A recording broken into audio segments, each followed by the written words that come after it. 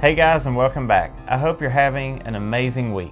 Today in my office, it's kind of cozy in here, cool outside, it's rainy, but a few days ago the conditions were just totally different. It was a clear, calm, moonless night, and I took a chance on going out to one of my favorite locations to do some astrophotography. But I want to share with you some of the pitfalls and challenges that I've encountered when using a star tracker in my astrophotography workflow. I'll have to admit, I kind of got down in the weeds, or in this instance, down in the trees a little bit on my post-processing. So I'm going to share with you some of the challenges that I encountered and how I sort of dug my way out of this.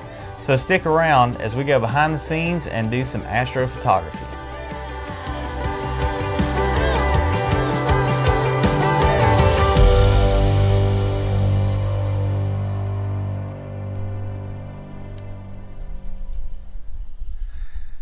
I'm out by one of my favorite trees on earth.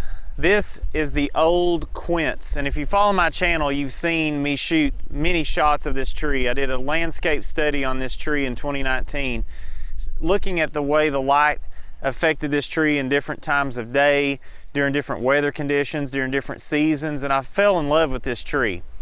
And my wife, her grandpa used to own the property across from here, and he was a World War II veteran. And he says that when he was just a little boy, he remembers coming out in this pasture and walking right by this tree, and it looked the exact same when he was a little boy. So I'm placing this tree at least 100 years old. And I looked out the window today and I saw that it was in totally full bloom. I've never seen as many blooms as are on this quince tree now. But it's just a spectacular tree.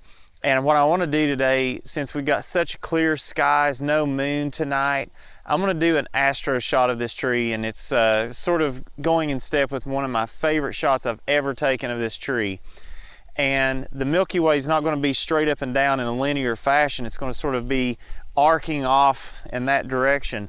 But what I'm going to try to do is get a shot from over there with the sun setting behind the camera. It's going to make this sort of afterglow of the sunset on the quince, and I'll use that as my foreground. And my hope is to take a locked off night shot with the stars using a panning astro head, a move, shoot, move panning head, and that will give me a perfectly still shot of the stars with no coma or no dashes and streaks with the stars. It'll keep them perfectly still. So I'll try to walk you through my process on this. I really don't know how this is going to go. It's just an experiment. But I'm out here this evening, and there's never a bad time to shoot your favorite tree. This thing, it has no smell at all. Okay, so just as I had hoped, the wind has started to die down a little bit as the sun has set. And I found this composition here locked off my rig. I've got the move, shoot, move and everything set up so that it's aimed where I think the North Star will be.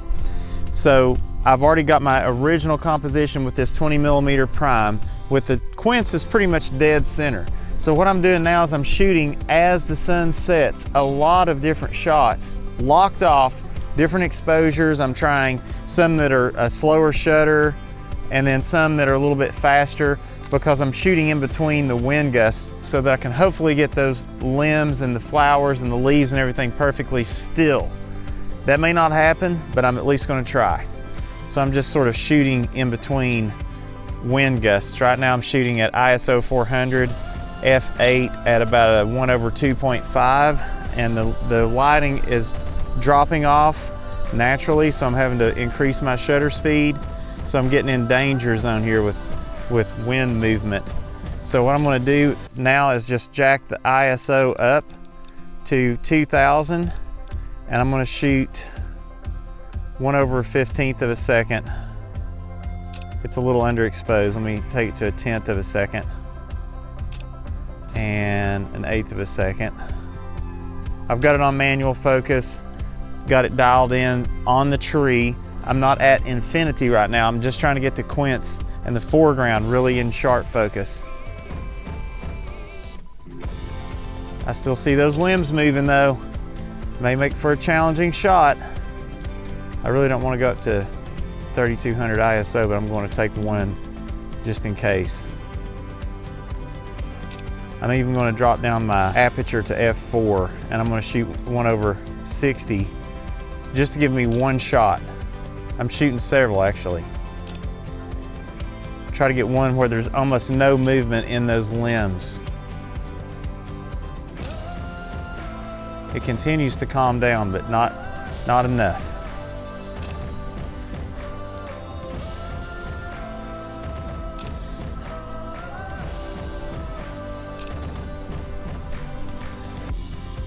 So just keep shooting until you just either run out of light or you get the shot. One of the two. And I'll go through those and I'll pick the best one for the foreground, and then it's really just a waiting game until the Milky Way comes out. One other funny thing that happened today is I unplugged the night light by my house. For the last 2 years when I've tried shooting astro out here, that night light has been spilling light pollution out into the grass, and you can just see this nasty glow on everything when I'm trying to shoot astro.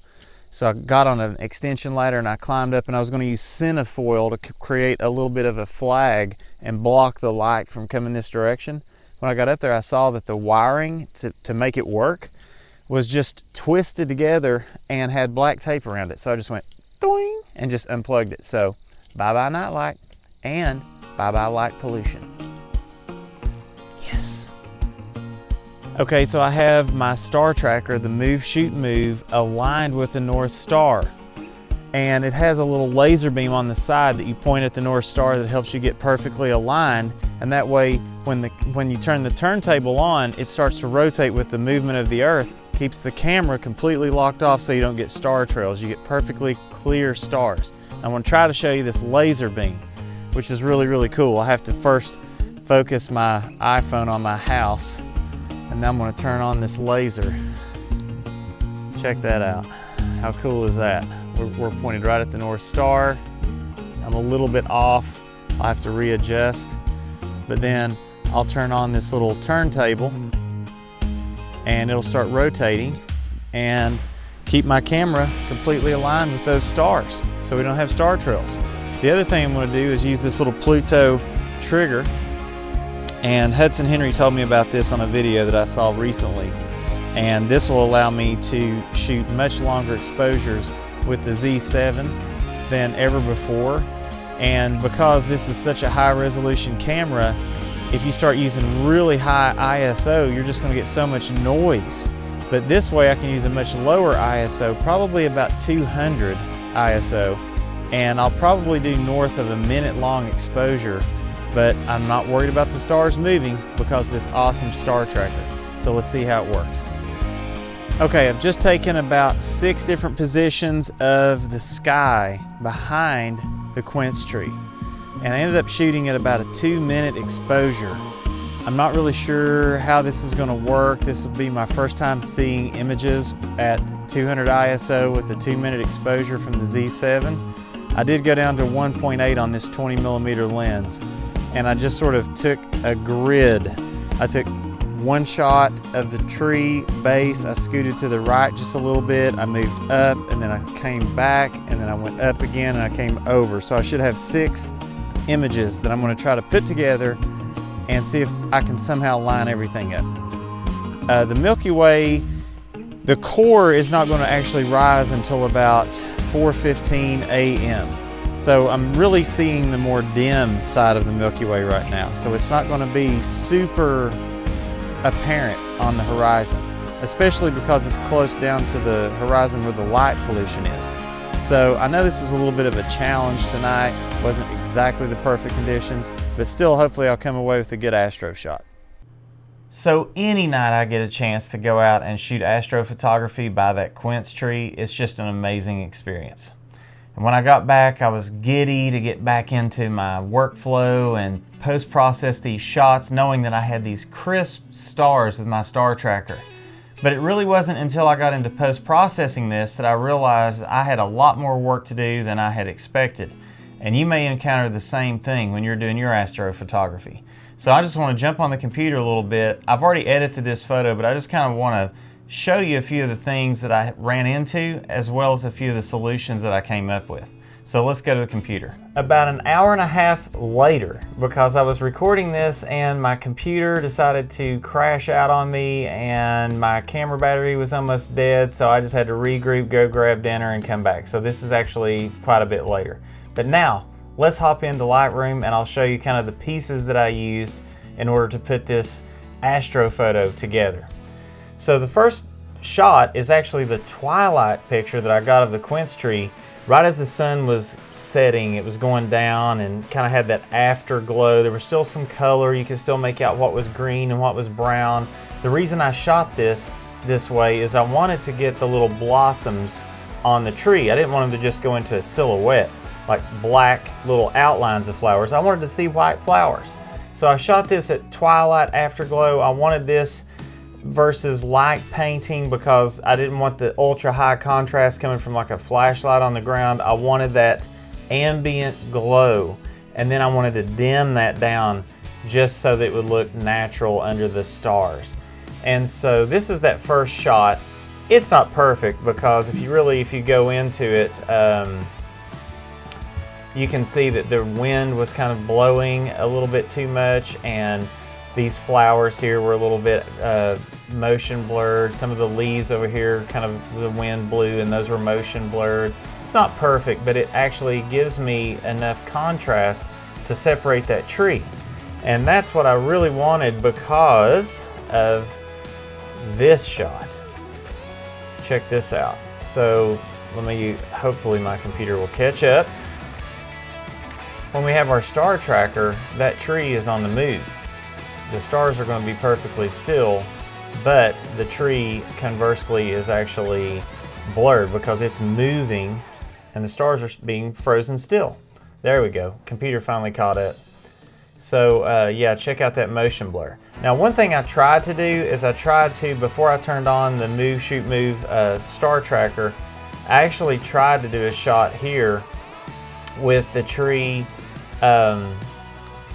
just on a locked off tripod so that the stars would actually show through the limbs. Like you can actually see that here. And my thought is that I could just overlay the twilight photo on top of this one and I wouldn't really have to do a lot of cloning and getting rid of that blackness. Unfortunately, the tree was moving a little bit too much and it wasn't an exact carbon copy, so I really couldn't do that. It's a good thought. I'm going to hold on to that as possible for another attempt if I have better conditions. So let's talk about this shot. This is the 3-shot pano. Again, my computer needs to catch up with me. I think because my screen capture is going, it's running a little bit slow. So this is the 3-shot pano that's stacked up of those 3 images. And I did notice one thing that was a little bit of a problem.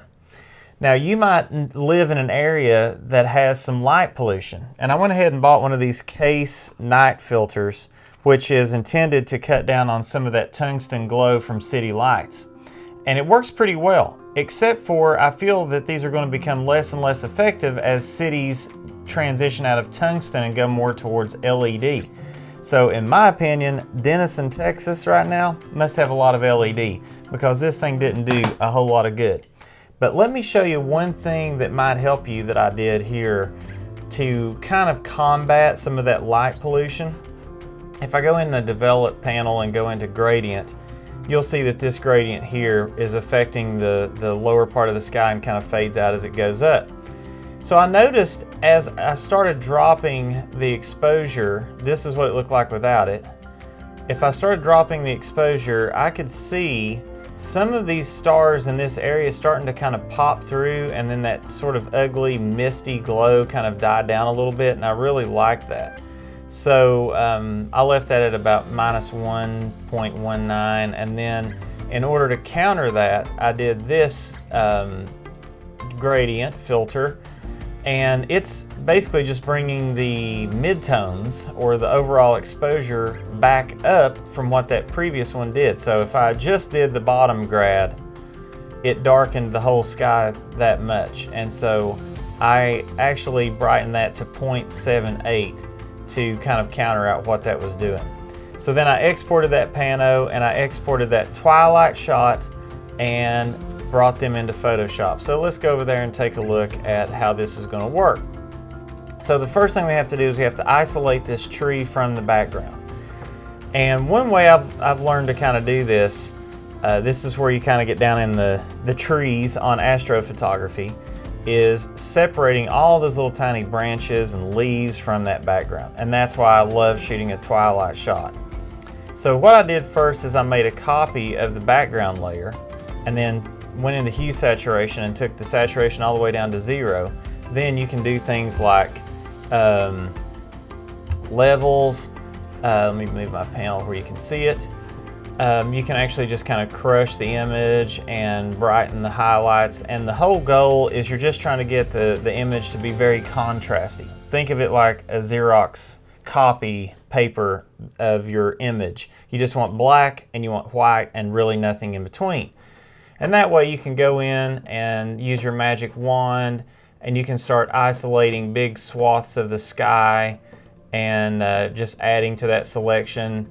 You can even do the lasso and grab big areas, and the whole purpose here is to, hang on, my computer's starting to slow down a little bit.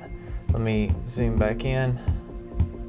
The whole point here is just to, oh, I was on contiguous, no wonder. I'm gonna click that and let's go back out, and you can see that it got a lot of this. It got a lot more of the sky. So the main thing you're doing here with your magic wand is just isolating what is white, because you're going to make a mask out of that. So then you can spend some time in here kind of refining this and selecting more if it didn't get it all. I can see some little limbs that it didn't get, and I'll show you how to correct that too. This is where the passion and determination comes into play, because you can spend a lot of time cleaning up a selection. And I'm not going to go through all of that, but I'll just sort of do a few of the broad strokes here. Like, you want to keep all of your foreground, so I'm going to use the lasso tool and just get rid of all of this down here that it got. And that's kind of how I started to refine this selection. But let me skip ahead just a few steps. When I did my selection, I ended up with this, and I made just a layer mask here of that selection. And that gave me the foreground. It's got, you know, some funky looking colors, which I ended up cleaning up a little bit later. But you can go in here if you want to refine this, which you can see this still could use some work. Let me find a little problematic area here. The selection tool has kind of a hard time with those little tiny branches, so I'm going to go onto the mask. I'm going to grab a brush that's really small, like a 2. Hardness is fine. So you can clean up your selection like that, and I'm not real worried about these little blue highlights that almost look like chromatic aberration. I'm just kind of cleaning those up and connecting a few more of them, and you can spend as long as you want to in this stage of the game. And once you have your selection, oh, let me show you this too. Another thing that I had to do is I had to go in and bring back these flowers, because that magic wand tool assumed that I didn't want them. Look, it's even got some highlights on these branches too that it didn't get. See that? Look at this. There's a huge swath of this branch that it did not get. It didn't pick it up because it was reflecting that blue off the sky. See that? So this still needs some cleaning up. It really does. But the main thing is I went through and made sure that all or most of these flowers were preserved. I can see some places that I missed. So I'm just going back through, and anything that I know was part of that tree, I'm actually going to keep it. Right there is one of the blooms that I missed. Right there. Yeah, it's got some little holes in here. Once I had the selection the way I wanted, I brought it over into my pano. So let me minimize that, get it out of our way, and let's look at this pano. So here is that layer. I'll turn it off. And let me turn off these adjustment layers too, because there's kind of like some ghosting up there. And I'll show you kind of the way I started. Let me turn this blob layer off. So I've done some work already on the background cloning. Let me turn that off and show you how I did that. I just made a new layer, and The problem is we needed to erase everything that was black so that we can just have our layer mask of our tree show the stars through the limbs of the tree. So what I did was take the clone tool. I got a pretty sizable brush, probably around 500, somewhere in that neighborhood. Took the hardness all the way down to 0. And then I started grabbing the color here on a new layer and just painting over, oh, I'm on the wrong layer. I need to be on current and below, and sampling that and painting over the tree, just borrowing the same color stars from here, kind of radiating around the tree and pulling those stars kind of down into the area where the limbs are going to be. I was really hoping my second shot would allow some of those stars to show through, but in this instance, this is the best I can do. So I'm not going to go through all that again, but I'll just turn my blob layer back on. I like to call it a blob.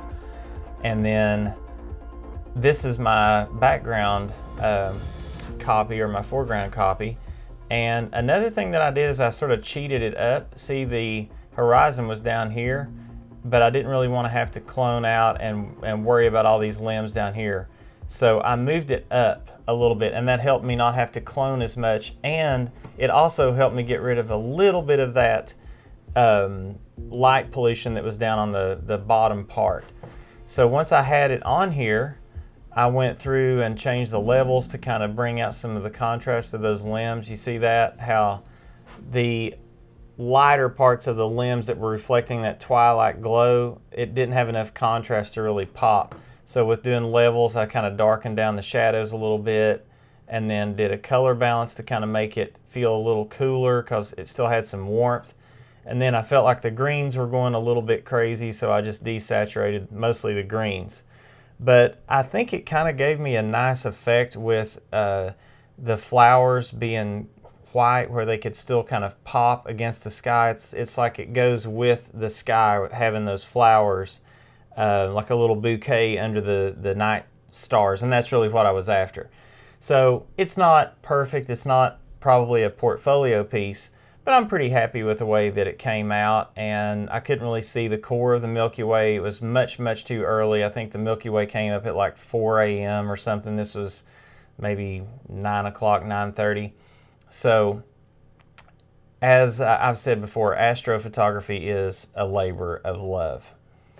So hopefully that this little this Photoshop walkthrough kind of helps you. I didn't go through the whole process, but at least you can see some of the ingredients that you can use to try to dig yourself out if you end up with a challenging composite with your astrophotography. It's really all about masking it out and getting all those little intricate details, and then just sort of problem solving your way through on how to get those stars back. That's really all it boils down to. So I hope this encourages you to get out and shoot some astrophotography. It's absolutely amazing to be out under the stars when you kind of lose that retinal burn of being on screens all day and looking at your phone, when your eyes can really adjust. And while you're waiting on your wireless trigger to cook off like a 2-minute exposure, you're just there under those stars with God and your thoughts and the silence of the night. And it's absolutely amazing.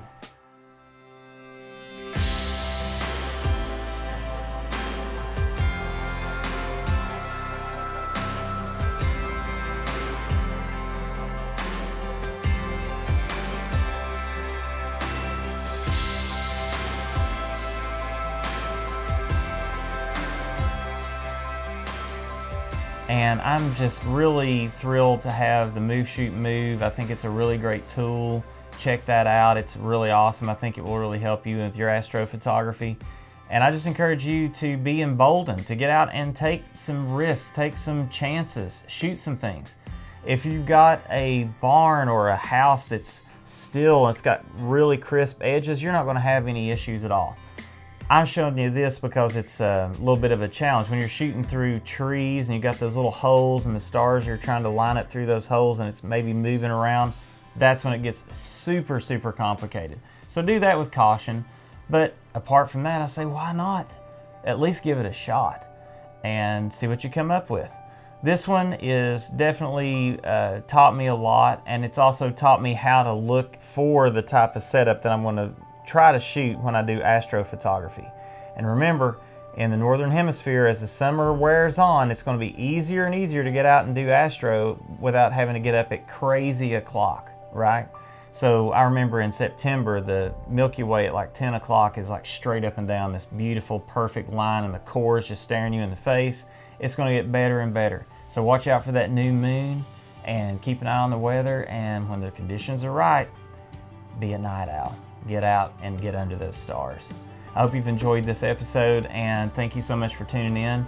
Please subscribe to my channel and share it with your friends. Give me a thumbs up and a like, and I will see you again on the next video. Have a great week and get out and explore God's creation with childlike wonder, and I will see you again next time.